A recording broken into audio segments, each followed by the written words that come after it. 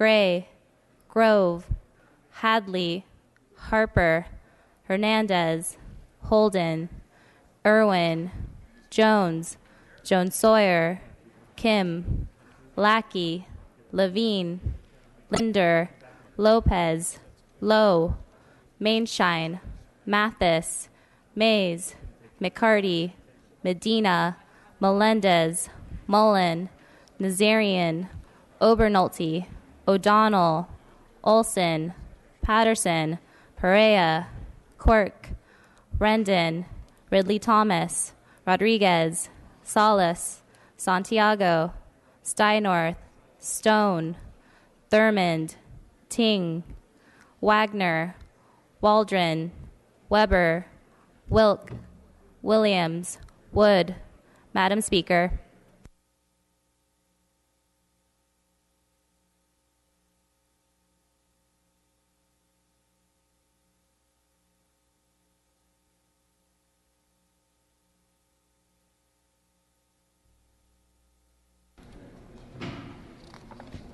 A quorum is present. We ask our guests and visitors in the rear of chamber and in the gallery to please stand for the prayer.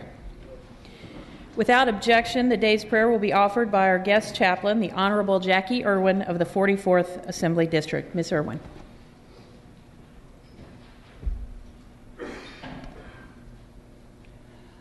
Lord, we ask for your blessings on this body and on our honored guests. We thank you for bringing us together today as we celebrate so many remarkable women who are leaders in their communities across California. We are thankful for them and others like them, our mothers, our sisters, our daughters, and our friends. Please give us the wisdom, vision, and courage to ensure that all women and girls have the opportunity to achieve their hopes and dreams. Help us to end violence and discrimination against women around the world. Give us the will and the desire to aim for goals that are high and difficult. Make us responsive to great things when we are called. Where our own powers are inadequate, show us where to turn for the help we need. We thank you for all the blessings of this life. Remind us of the fragility of our existence and help us to remember that life is a gift and that each day is a new one. Amen.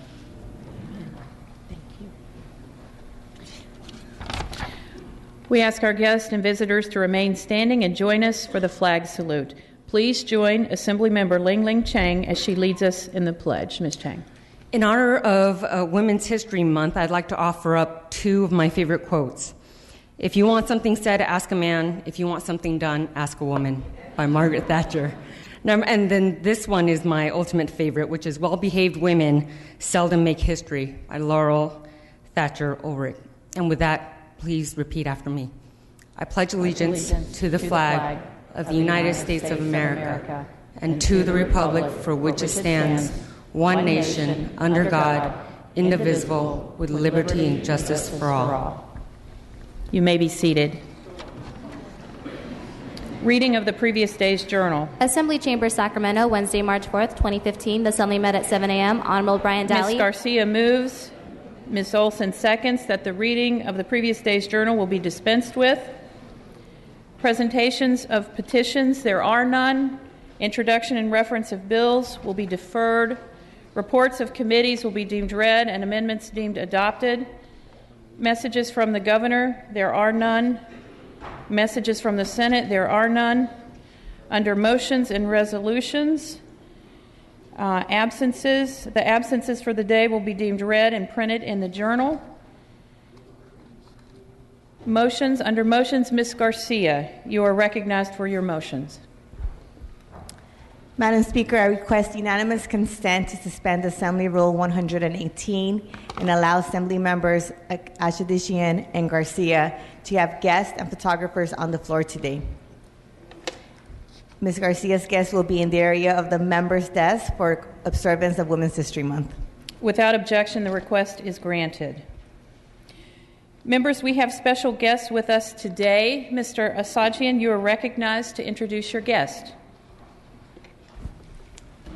Thank you, Madam Speaker. It gives me great pleasure in asking you to join me in welcoming California Polytechnic State University, San Luis Obispo. With us this morning is the president of Cal Poly, Dr. Jeff Armstrong, and the dean of Cal Poly College of Science and Mathematics, Phil Bailey. I would like to recognize Mr. Bailey for his more than 45 years at Cal Poly. Dean Bailey has received numerous recognitions and awards throughout his career, and we can't thank him enough for his commitment to his students. I would also like to introduce students up in the gallery who are here today because of their leadership and passion for continuing the legacy of Cal Poly. The students have each won an award for various academic achievements, projects, and overall contributions to our society. I would like to recognize their outstanding accomplishments, and I'm pleased to have them in Sacramento. Join me in welcoming the fine young adults.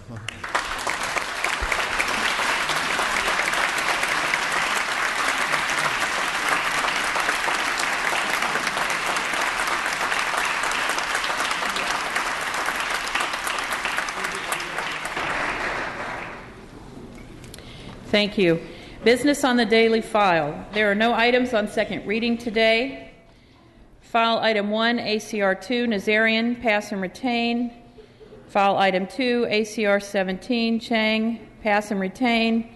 We will take up file item 3 in a moment. File item 4, HR 10, Jones Sawyer, pass and retain.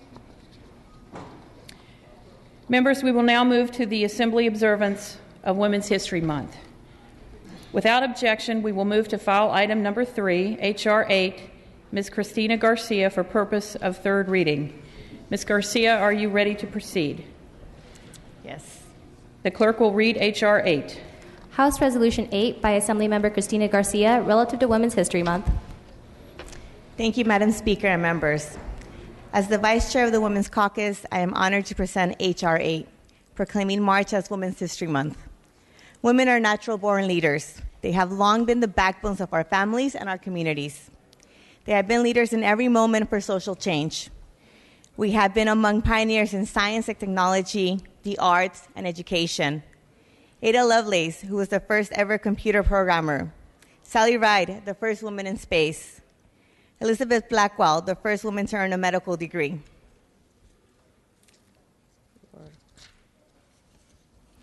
However, as recently as 1970, women's history was virtually an unknown topic. In 1977, that began to change. And with so many good things, it started with strong California women. The Sonoma County Commission on the Status of Women initiated the first Women's History Week. The movement soon went national, with President Carter issuing the first presidential proclamation declaring National Women's History Week in 1980. From humble beginnings, it evolved into a nationwide celebration. Again, I want to highlight that this all began with strong women from the state of California and a commission that was solely focused on women. And while much has changed, we continue to see inequality towards women. For instance, I'm a proud member of the Commission of the Status of Women and Girls. Due to budget issues, the commission was previously defunded from existence. And while the commission has been back for 3 years, it continues to exist without state funding. The Commission on the Status of Women and Girls must raise every dollar to fund its existence from outside sources, the only state commission tasked with this responsibility. It is often said that our budget is a value-based document. Well, what does it say when the state of California fails to fund the Commission on the Status of Women and Girls? How much value does that demonstrate? What message does it send to the nearly 18 million women and girls in the state of California, or the women we honor today? Throughout the month of March, we celebrate the achievements of women, we strive towards equity, and highlight the work that remains. But we celebrate Becky Hammon, who recently became the first woman NBA coach. We celebrate Sandra Day O'Connor, who in the 80s was the first woman appointed to the Supreme Court, which led to 3 women serving. We celebrate in the U.S. Armed Services. Janet Woldenbar was the first female 4-star general in the U.S. Air Force in 2012. But we still have a lot to do. I urge for an aye vote on H.R. 8 and would like the first roll to be open for co-authors.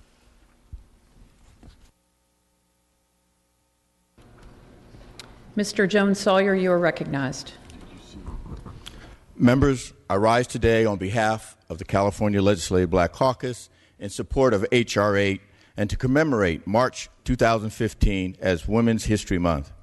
As we celebrate and honor women from our districts during this month, let us remember that just over 100 years ago, women did not have the most fundamental right, the right to vote, to have a say in our democracy. And today, a century later, we are honoring a room full of accomplished women who have overcome discrimination, shattered glass ceilings, and are outstanding role models for all of our sons and daughters.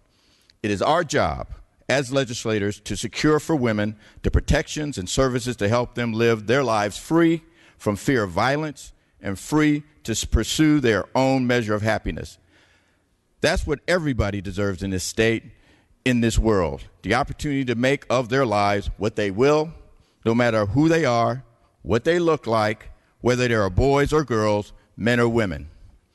As chair of the California Legislative Black Caucus, I cannot help but reflect on the many African American women who were active in women's suffrage, abolitionists, and women's rights movement. Sojourner Truth, a former slave, was famous as an abolitionist and advocate for a woman's right to vote. Her famous speech, "Ain't I a Woman?" was extemporaneously delivered at the Women's Convention of 1851. There's a famous part of that I always remember, and this is probably more for the men in this room, that whenever I get too much of myself as a man, I remember this quote. And may I read, Madam Speaker? Yes. Evidently, it was a man in the room had made some disparaging remarks about women and men being superior. And she said, "Then that little man in black there, he says women can't have as much rights as men because Christ wasn't a woman." She said, "Where did Christ come from? Where did your Christ come from? From God and a woman. Man had nothing to do with him."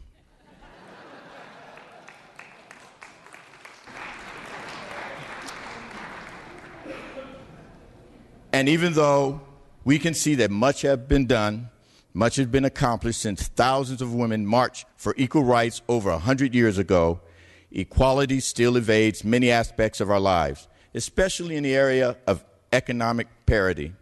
Let us then be mindful that regardless of your gender or ethnic background, our struggles are similar, and we must go quietly into the dark, but keep shouting, keep our voice until our voices are heard over the swill of inequality.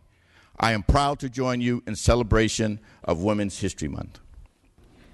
Thank you, Mr. Jones-Sawyer. Mr. Williams, you're recognized.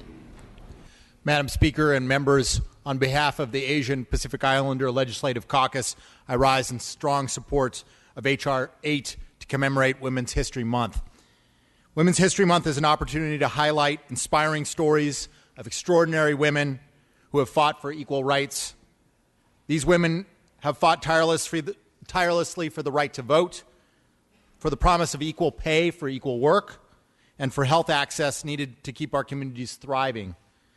One pioneer from the Asian American community includes Congressmember Patsy Mink.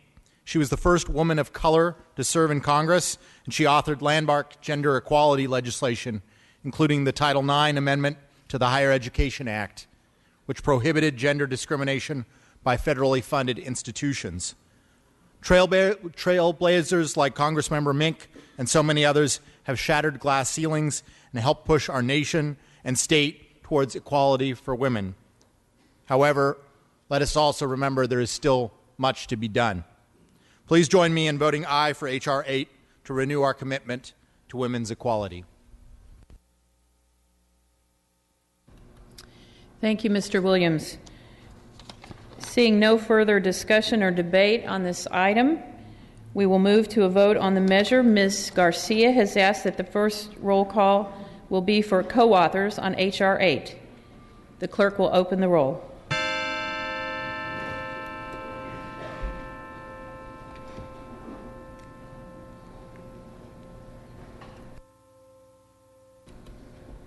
There are 78 co-authors are added. Our final roll call is on the bill. We can take a voice vote on this item. All those in favor say aye. Aye. All those opposed, nay. The ayes have it. The resolution is adopted. We will now hear welcoming remarks from the Vice Chair of the California Legislative Women's Caucus. Ms. Garcia, you are recognized. Thank you, Madam Speaker, members, guests. Today we take a break from our usual business to celebrate some remarkable Californians in recognition of Women's History Month. As Vice Chair of the Women's Caucus, it's a pleasure and an honor to be surrounded by so many strong women today. Each of our Women of the Year honorees are wonderful examples of what makes California great. To our honorees, you personify the spirit of California. Each of you has made unique contributions to the lives of your fellow Californians. You've blazed trails, you worked tirelessly to improve your community, you've been at the front lines in the battle for equal rights, you've broken barriers and served as an inspiration for generations to come. You're authors, police chiefs, judges, nurses, lawyers. And as strong women, along with the honor bestowed upon you today, I hope you also accept the responsibility that comes with it. The need for strong women does not end with us. It's our responsibility to hold the door open for the next generation of women leaders. We need you to help cultivate our future. As strong women, we should celebrate our differences. There is strength in our diversity. As women, we wear many hats and are multi-layered because you aren't just CEOs or educators or elected officials or restaurateurs. You're also mothers, grandmothers, sisters, daughters, wives, caregivers. And those titles are just as important.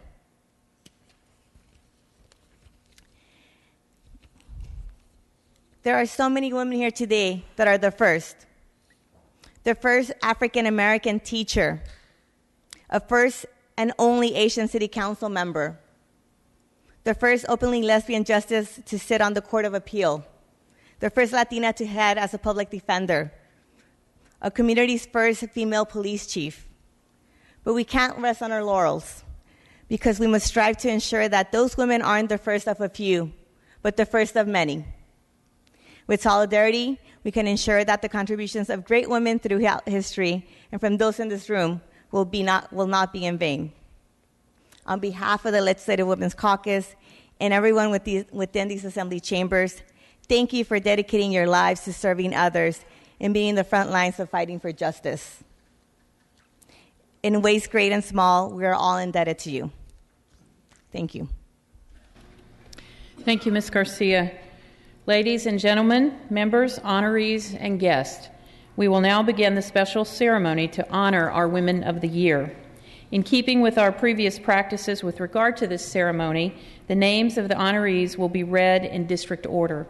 At this time, members who represent districts 1 through 10, if you would retire to the rear of chamber.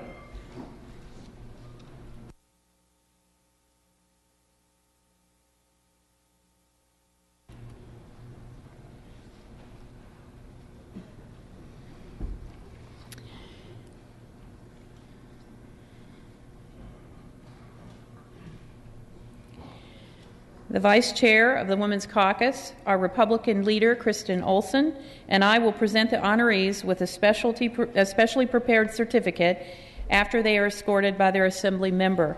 I ask Ms. Garcia and Ms. Olson to join me at the center aisle to receive our honorees. The clerk will read the names of the honorees for 2015.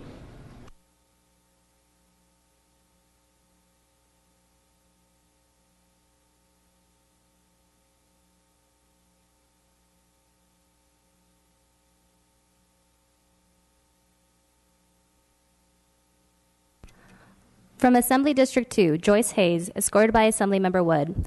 Joyce Hayes was instrumental in developing and beginning the program of all-inclusive care for the elderly, also known as PACE, that started in rural county, California. In addition to her work for the Humboldt Senior Resource Center, Joyce also serves as a trustee for the Eureka City School Board and as a life member of a philanthropic educational organization.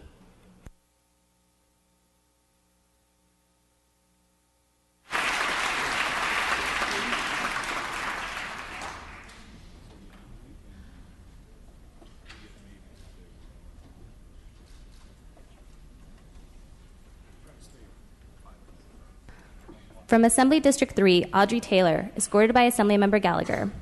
Audrey Taylor has built her success on the philosophy of collaboration coupled with expertise and experience. She has assisted businesses, communities, regions, and states with strategic planning. Best described as a woman as vision and drive, enthusiasm, creativity, and commitment to economic development.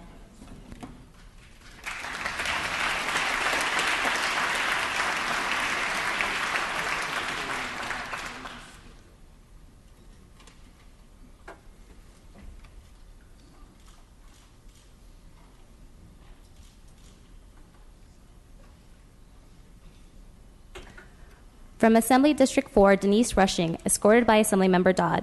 Denise Rushing is a former Lake County supervisor. She is the best-selling author of Entrepreneurs and the New Story, Essential Earth Wisdom for True Prosperity. As county supervisor, she championed environmental stewardship, including 3.2 megawatts of county-sponsored solar installation. She has invaluable expertise in energy, technology, ecological design, digital marketing, and business development.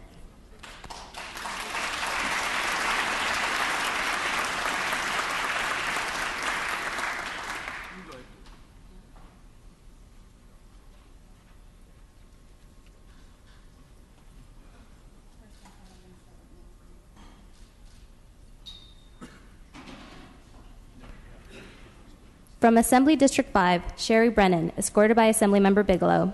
Tuolumne County Supervisor Sherry Brennan is a champion for youth programs in our rural communities and one of California's leading ranching advocates. Prior to her work on Tuolumne County's Board of Supervisors, Brennan was a Tuolumne County School Board trustee. Sherry is an active leader with the Tuolumne Calaveras County Cattlewomen and the California Farm Bureau. She's a true advocate for rural California.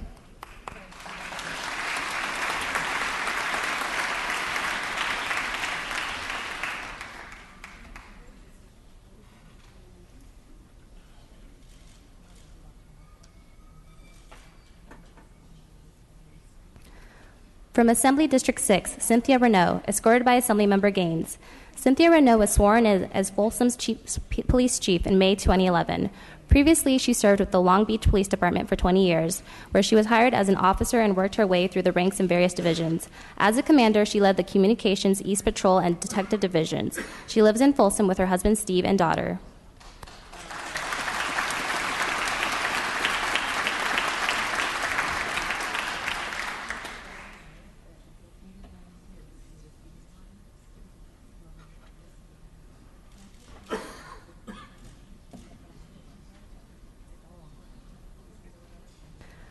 From Assembly District 7, Faye Wilson Kennedy, escorted by Assemblymember McCarty. Faye Kennedy has worked for over 25 years in community organizing, human services, and group facilitation. She co-founded the Southeast Village Neighborhood Association, Congress of African Peoples, and Black Parallel School Board.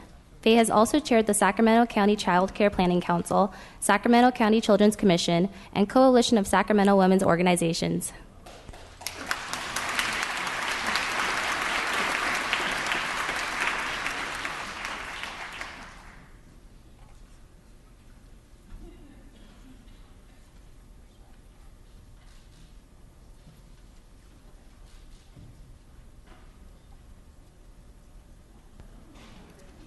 From Assembly District 8, Elaine Whitefeather, escorted by Assemblymember Cooley. Elaine Whitefeather is the Executive Director for Community for Peace, a domestic violence provider for Sacramento County. Collaborating, persistent, and courageous, she has led the way to empower and change individuals and communities. With Elaine's leadership, the Domestic Violence Response Team First Responder Program with Citrus Heights Police Department is recognized by other departments in California.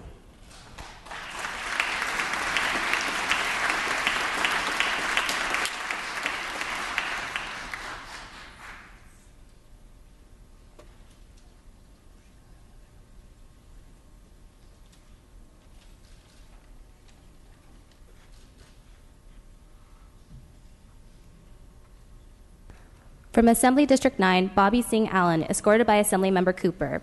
Ms. Singh Allen was elected school board president in December 2014. She has been a leader in anti-bullying initiatives and is dedicated to promoting multicultural awareness and diversity appreciation. Her work in the community also includes her position as a board of director for the Sacramento Area Women's Chamber of Commerce and Elk Grove Teen Center. She is also a member of the Sacramento Regional Coalition for Tolerance. In the past, she was a member of the Elk Grove Food Bank's board of directors, providing emergency food and services to the community.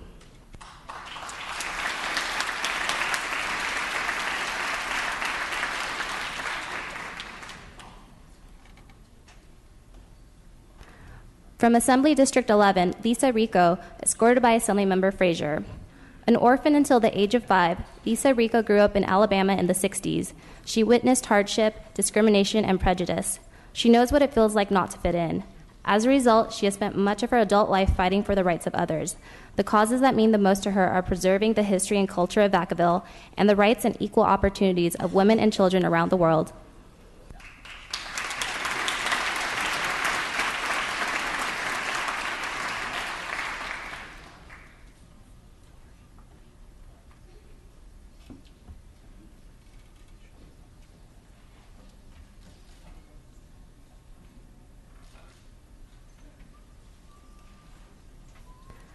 From Assembly District 13, Wilhelmina Henry, escorted by Assemblymember Eggman.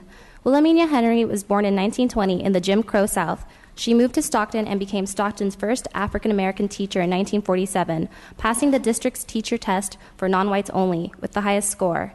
In 2006, after she retired, Stockton Unified School District named a school after her.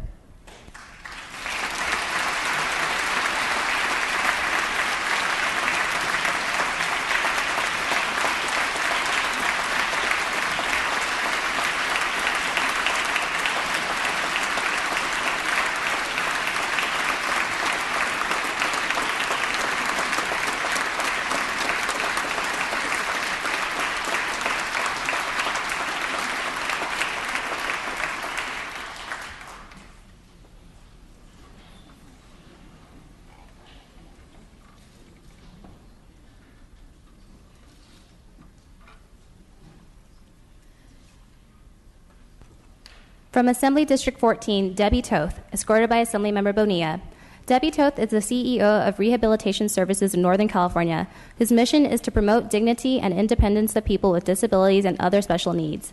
Debbie earned her degree in sociology from UC Irvine. She has 3 school-aged children. In her personal time, Debbie enjoys volunteering, reading, and hanging out with her family.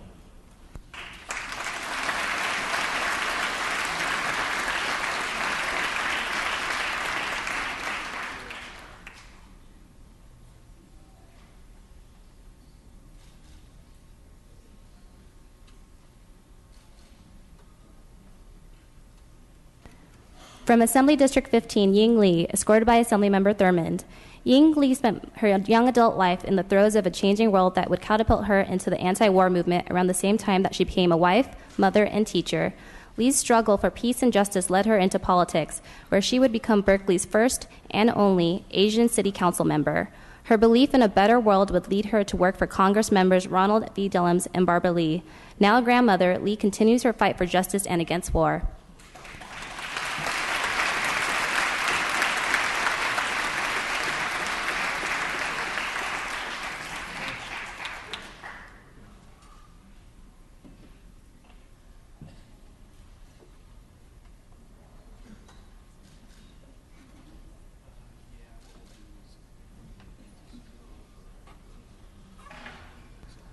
From Assembly District 16, Angie Coffey, escorted by Assemblymember Baker.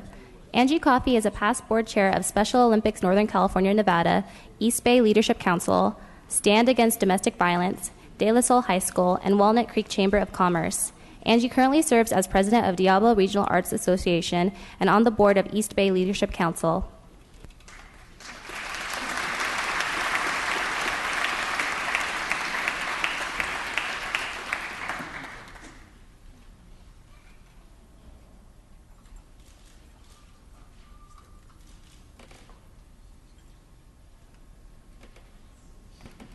From Assembly District 17, Justice Therese Stewart, escorted by Assemblymember David Chu. Justice Therese Stewart was appointed by Governor Brown to the California Court of Appeal, making her the first openly lesbian justice to serve on the Court of Appeal.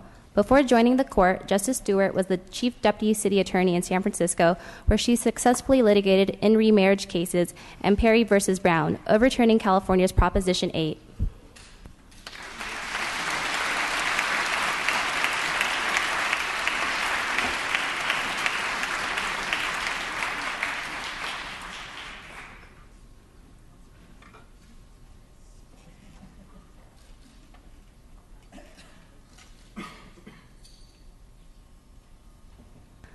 From Assembly District 18, Rose Padilla Johnson, escorted by Assemblymember Bonta. As Executive Director of the Davis Street Family Resource Center in San Leandro, Rose Padilla Johnson has transformed Davis Street into one of the most vibrant and comprehensive nonprofit providers of human services in Alameda County through her vision, leadership, and sheer determination to help those with the most need and least access.